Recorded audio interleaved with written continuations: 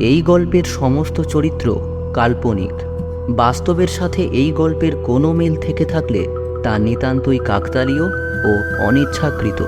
গল্পের লেখক কেবলমাত্র প্লট তৈরির খাতিরেই কল্পনাপ্রসূতভাবে লিখেছেন। শুরু হচ্ছে দর্শন সাহুর কাহিনী, থাবা।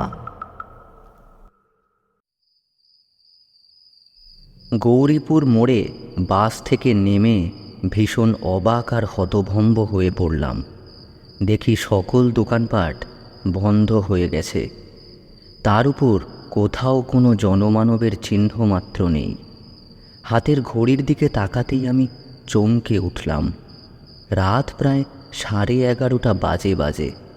তার উপর ঠেলাঠেলি গুতোগুতি এড়ানোর জন্য দুটো বাস ছেড়ে দিয়েছি ঠিকই, তবে এতটা যে রাত হয়ে যাবে তা ভাবতেই পারিনি।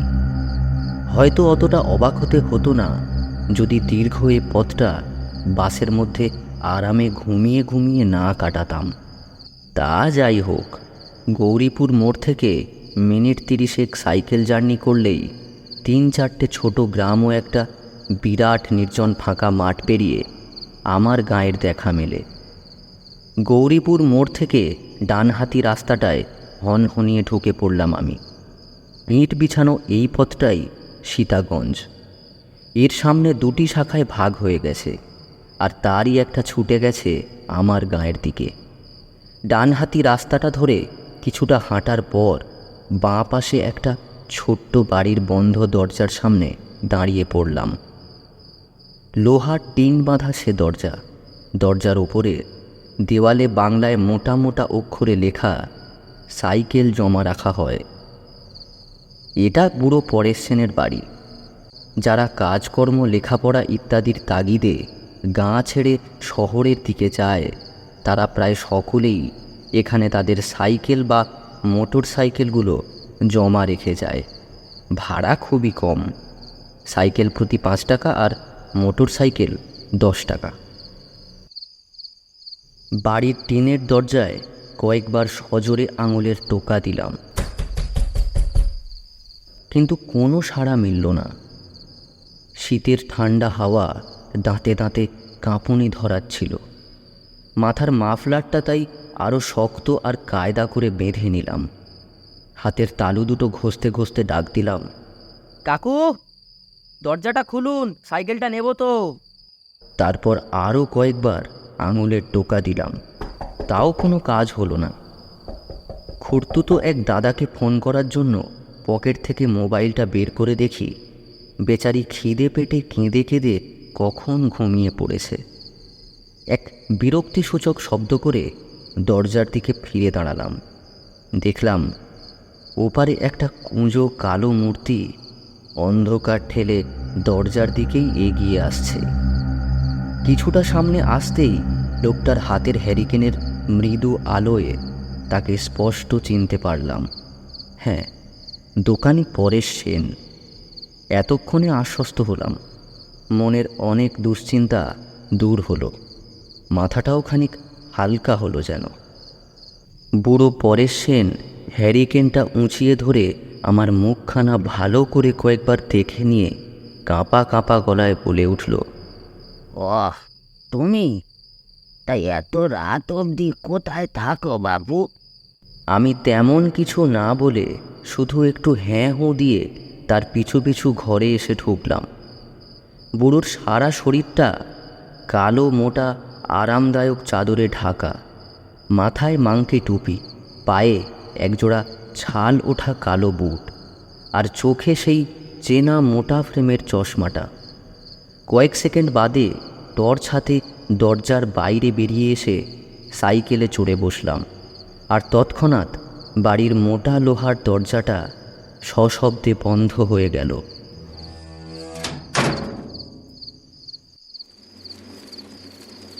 ঠান্ডায় প্রায় কাঁপতে কাঁপতে আমি সাইকেল চালাতে থাকলাম। ইতিমধ্যেই হাতে 10 জোড়া গলিয়ে নিয়েছি। হঠাৎই খেয়াল করলাম কাঁপা কাঁপা ঠোঁট দুটো আমার অজান্তেই কখন গুনগুনিয়ে সুর ভাঁজতে শুরু করে দিয়েছে। এভাবেই গুনগুন করতে করতে চলল আমার অভিযান।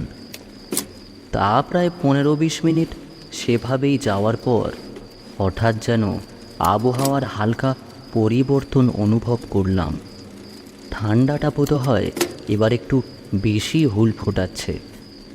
দেখলাম অন্ধকারে ডুবে থাকা বাড়িঘর আর গাছপালাগুলো কেমন যেন রহস্যময় দৃষ্টিতে তাকিয়ে আছে আমার দিকে। তারা যেন আমাকে ঘিরে চুপি সারে কী সব ফোন দিয়ে এঁটে চলেছে। শির দাঁড়াবে ঠান্ডা কিছু একটা যেন নিচের দিকে নেমে যেতে থাকলো। সাইকেলের প্যাডেলে আমি জোরে চাপ দিলাম, কিন্তু সাইকেলটা আগের মতো আর টানতে পারলাম না। পা দুটো যেন ঠান্ডায় জমে গেছে।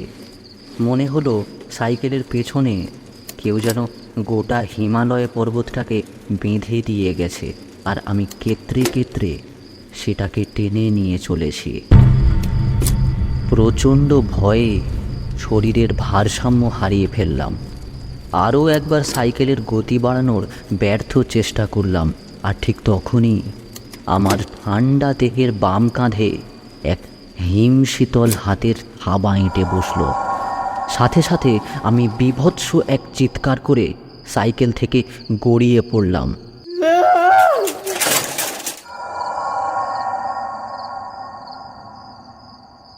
কাঁধের সেই জায়গাটা এখনও যেন ঠান্ডা হয়ে রয়েছে, তবে থাবাটা যেন সরে গেছে মনে হলো। কয়েক সেকেন্ড বাদে আমি আস্তে আস্তে উঠে দাঁড়ালাম। ঘোর মাতালের মতো পা দুটো কেঁপে কেঁপে চলেছে, আর গলাটা যেন ক্রমশ শুকিয়ে এসেছে। 2-3 বার ঢোক গিলে টিমটিমে টর্চের আলোয় চারপাশটা দেখে নিলাম। তারপর ভয়ার্ত কাঁদো কাঁদো গলায় চেঁচিয়ে উঠলাম, কে তুমি? কি চাও? কোনো গলার আওয়াজ তো দূরের কথা, ছোটোখাটো কোনো শব্দ আমার কানে এসে পৌঁছালো না। আমি সাইকেলটা 2 হাতে চেপে ধরে আবারও একবার চিৎকার করলাম, কে এখানে? কে? কি চাও? কয়েক সেকেন্ড কোনো সাড়া নেই। তারপর হঠাৎই এক সময় অমাবস্যার ঘন কালো অন্ধকার খুঁড়ে ঠিক আমার কানের সামনে কেউ যেন মৃদু ফাঁপা আর ভয়ানক ভাঙা ভাঙা স্বরে বলে উঠল, আমি কে? কি হবে তা জেনে সাইকেলটা চালা, দ্রুত চালা, তোমার কোনো ক্ষতি করব না, অন্যথায়।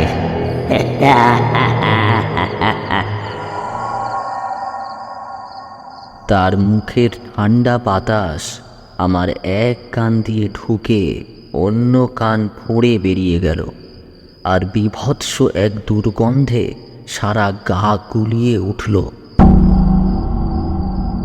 আমি মুখ বুজে প্রথমে সাইকেলে চড়ে বসলাম, তারপর প্যাডেল করতে আরম্ভ করলাম। এবারেও সেই একই কাণ্ড। সাইকেল টানতে গিয়েও টানতে পারলাম না, কোনো রকম গড়িয়ে চলল যা। হঠাৎই আমার বাম কাঁধে ঠিক সেই জায়গায় আর পেটের ডান দিকে আবারও তীব্র ঠান্ডা থাবার উপস্থিতি অনুভব করলাম। অশরীরীটা আমাকে 2 হাতে চেপে ধরেছে। দেহের ওই 2 স্থানের মাংসপেশি যেন জমে বরফ হয়ে গেছে। এবার দেখলাম সাইকেলটা সজোরে ছুটছে। বুঝতে পারলাম না কোন দিকে ছুটে চলেছি আমরা। সাইকেলটা থামানোর জন্য সজোরে ব্রেক কষলাম, তবুও থামাতে পারলাম না। গাছপালা ঘরবাড়ি ফুঁড়ে সাইকেলটা এগিয়ে যেতে থাকলো।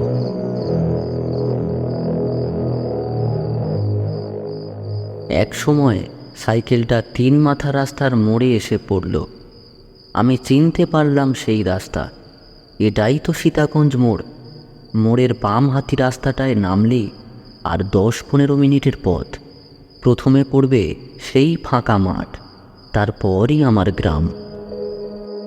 মনে পড়ল মাঠের মাঝখানের ভৌতিক শ্মশানটার কথা। কত না আজব, কত না ভয়ঙ্কর সব কাণ্ড ছোটবেলা থেকে শুনে এসেছি এই শ্মশানটাকে ঘিরে।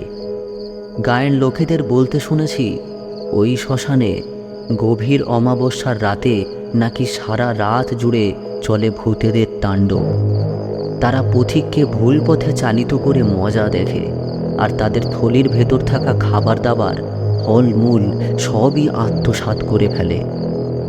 ঘণ্টাখানেক আগে অবধি আমি এই সকল রটনাগুলোকে এতটুকুও পাত্তা দিইনি, কিন্তু আজ এই গভীর অমাবস্যার রাতে দাঁড়িয়ে এক বীভৎস নতুন অভিজ্ঞতার শিকার হলাম। ঘটনা রটনা আর বিশ্বাস অবিশ্বাসের মাঝের সুদৃঢ় প্রাচীরটা যেন নিমেষেই এক উন্মত্ত সাগরের ঢেউয়ের বরফের মতো গলে গেল। অবশেষে এসে পৌঁছালাম শ্মশানের রাস্তাটায়। বহুদিনের চেনা পথটা আজ যেন অচেনা ঠেকছে। কিছুক্ষণ আগে অবধি চারিদিকটা ছিল ঘন অন্ধকারে ঢাকা, কিন্তু এ পথে পৌঁছে দেখি কোথা থেকে মৃদু মৃদু সব আলো পড়েছে বড় বড় বট অশ্বত্থ শেওড়া গাছের চূড়াগুলোয়।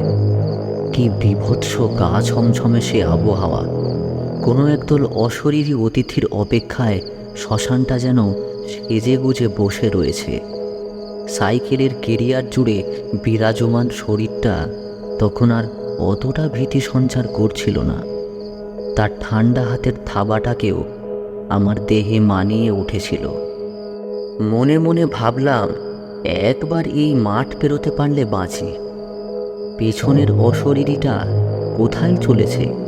আমার সাথে সাথে বাড়ি অবধি যাবে নাকি কে জানে।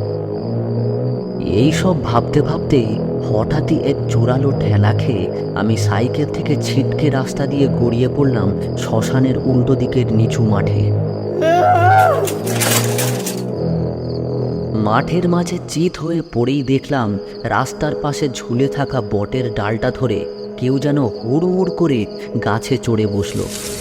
এতক্ষণ সঙ্গে সঙ্গে আসা অশরীরীটাই হবে বোধহয়। তারপরই হঠাৎ শ্মশানের সমস্ত গাছপালা জুড়ে এক জোরালো আলোড়ন শুরু হলো, সাথে বিকট সব চিৎকার। সহস্র অশরীরীর দাপাদাপিতেই বোধহয় গাছের ডালগুলো হুড় করে একসাথে ভেঙে পড়ল। মাঠ ঘাট সব কাঁপতে শুরু করলো, আর ঘাস বিছানো সমতল মাঠটা অজস্র ফাটলে ভরে গেল। পায়ে ভর দিয়ে উঠে দাঁড়ানোর সামর্থ্য ছিল না আমার, তবু বহু কষ্টে কোনো রকমে উঠে কাতরাতে কাতরাতে বাড়ি ফিরলাম। মুখ হাত পাটা ভালো করে ধুয়ে নরম বিছানায় শরীরটাকে টান টান করে মেলে দিলাম। সারা দেহে অসহ্য ব্যথা। থার্মোমিটারে দেহের তাপমাত্রা ধরা পড়ল 105 ডিগ্রি ফারেনহাইট। পরদিন সকালে ঘুম থেকে উঠে দেখলাম গায়ে ব্যথার বিন্দুমাত্রও নেই, শরীরের তাপমাত্রাও পুরোপুরি স্বাভাবিক। কালকের ঘটনাটাও আর অতটা দগদগে ঠেকছে না। দেখলাম আমার সাইকেলের কিছু কিছু অংশ বেঁকে গেছে। ইতিমধ্যে মা হাতে ব্যাগটা দিয়ে গেল বাজারে যাওয়ার জন্য। আমিও তৎক্ষণাৎ ব্রাশটা সেরে নিয়ে বাজারে বেরিয়ে পড়লাম। হাটটা বসে সীতাগঞ্জ মোড়ে, সেখানেই চলেছি, সেই একই পথ। কয়েক মিনিট পর শ্মশানের রাস্তাটায় এসে পৌঁছালাম। সাইকেল থামিয়ে শ্মশানটাকে ভালো করে দেখতে লাগলাম, কিন্তু সেখানে অস্বাভাবিক কিছুই খুঁজে পেলাম না। গাছগুলো আগের মতোই ডালপালা ছড়িয়ে দাঁড়িয়ে আছে, আর ঘাস বিছানো মাঠটাও রয়েছে আগেরই মতো সমতল। আমি আর কিছুই ভাবতে পারলাম না, মাথাটা আবার ভার হয়ে আসতে থাকলো। শ্মশানটা ছেড়ে আসার সময় দেখি মাঠের গাছপালা বেঁটে বেঁটে ঘাস আর লোহার চুল্লিটা আমার দিকে হাড় ফিরিয়ে কেমন যেন সমানে হেসে চলেছে।